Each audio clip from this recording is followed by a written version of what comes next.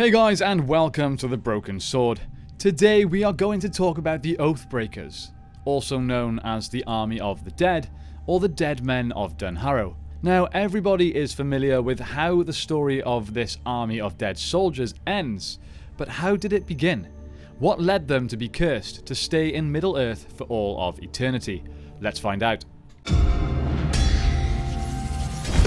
me an army worthy of Mordor.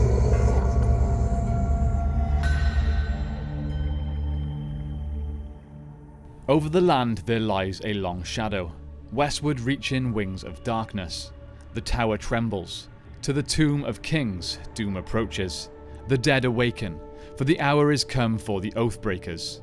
At the stone of Eric they shall stand again, and hear there a horn in the hills ringing.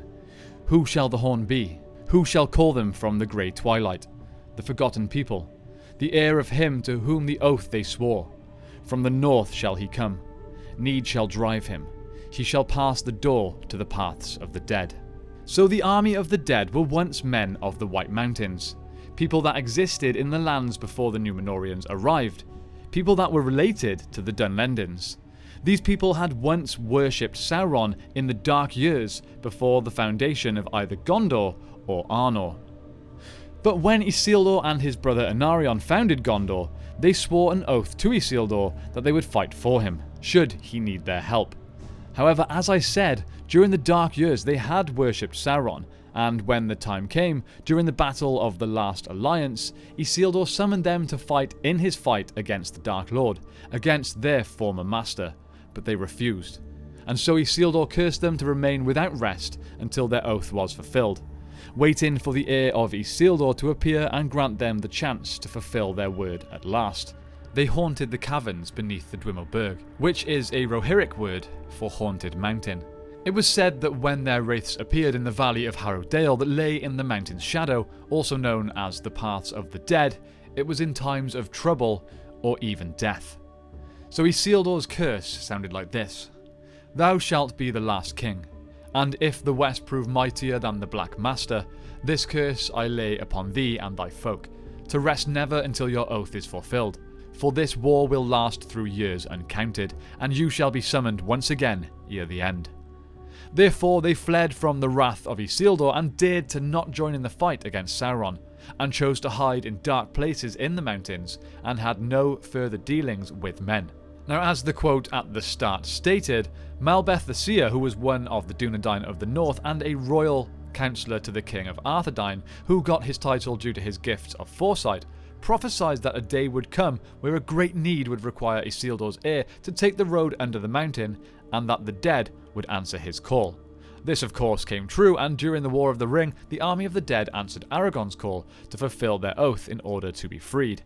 They travelled with Aragorn for 5 days until they reached their destination of Pelagia, where the main Umbar fleet was assembled. However, some ships had already set sail towards Minas Tirith, after they fled due to the rumours of the approaching army of dead men.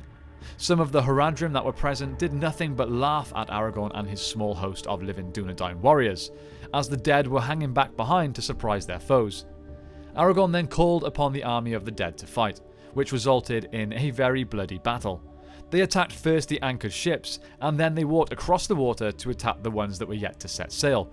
The terrified men all either jumped overboard and drowned, or headed back to where they came from. It was at this moment that the dead had fulfilled their oath, and Aragorn granted them their freedom. The king of the dead stepped forward, snapped his spear, threw it away and bowed to Aragorn. The dead then at last vanished from the world. They did not attack the armies at the Pelennor Fields as shown within the movies. After the Battle of Pelennor, Legolas describes the scene he witnessed to Merry and Pippin. Faint cries I heard, and dim horns blowing, and a murmur as of countless far voices. It was like the echo of some forgotten battle in the dark years long ago.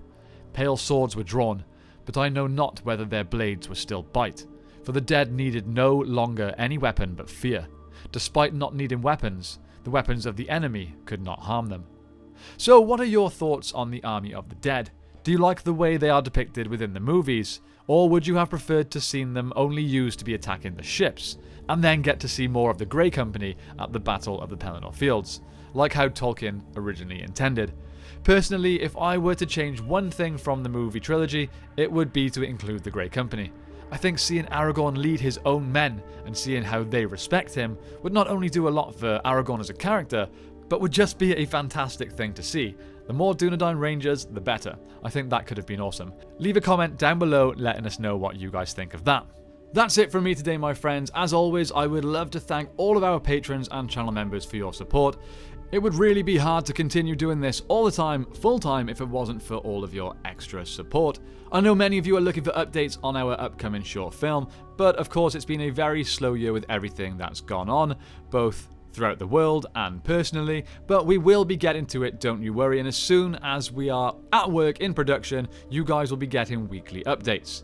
Again, thank you all so much for watching. I really hope you have a great day, and I will see you next time on The Broken Sword.